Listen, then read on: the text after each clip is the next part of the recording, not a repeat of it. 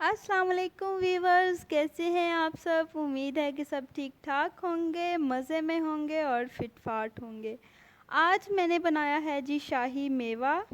میں نے سوچا کہ عید گزری ہے، لوکاں نے واہ گوشت کھادا ہونا رج کے، تے ہن پھر ذرا ادا دی کوئی چیز بنا لی ہے جڑا گوشت بھی ہضم کر دے تے منہ دی سمیل بھی دور کر دے۔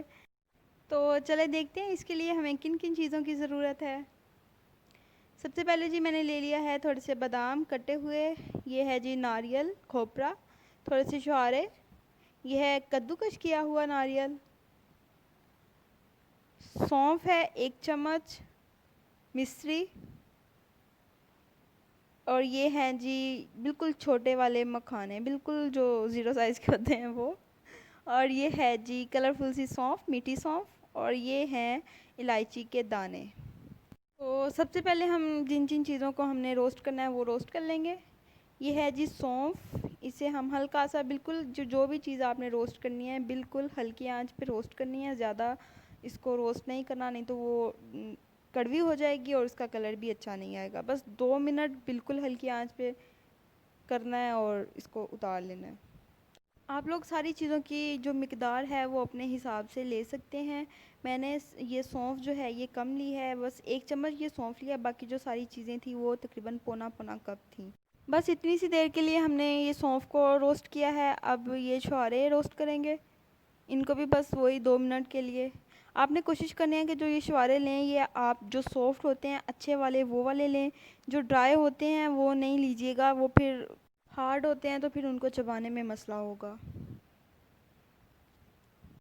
ان کو بھی بس 2 منٹ کے لیے روسٹ کیا ہے، اور اب جی ناریل گری یہ ہے، اس کو میں نے کیا کیا تھا دھو کے نا، اور پھر میں نے اس کو پنکھے کے نیچے سکھا لیا تھا۔ اگر کوئی چیز گندی ہے تو مطلب چھوارے یا یہ گری وغیرہ، تو اس کو آپ دھو کے اور اچھی طرح سے خشک کر لیں، دھوپ میں خشک کر لیں یا پنکھے کے نیچے خشک کر لیجیے گا۔ اور جو بادام آپ نے کرنے ہیں آپ کو، اگر تو وہ چھوٹے مل جائیں بالکل چھوٹے سائز کے تو وہ بھی ٹھیک ہیں، لیکن ان میں کڑوے ہوتے ہیں۔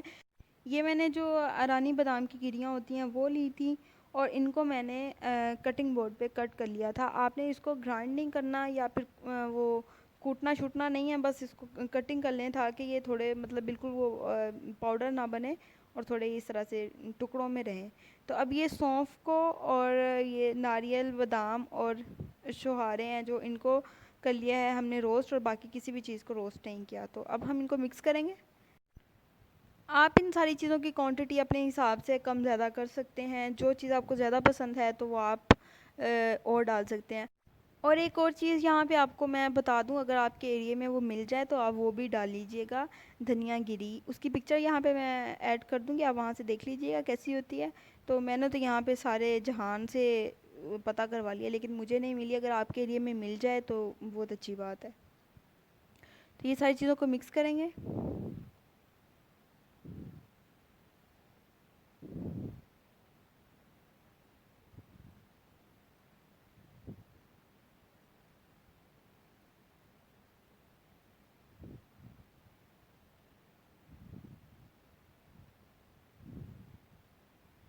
اس کو اچھی طرح سے مکس کرنے کے بعد ایئر ٹائٹ جار میں ڈال کے اور رکھ دیں، بچوں کو دیں، بڑوں کو دیں، خود کھائیں مزے سے۔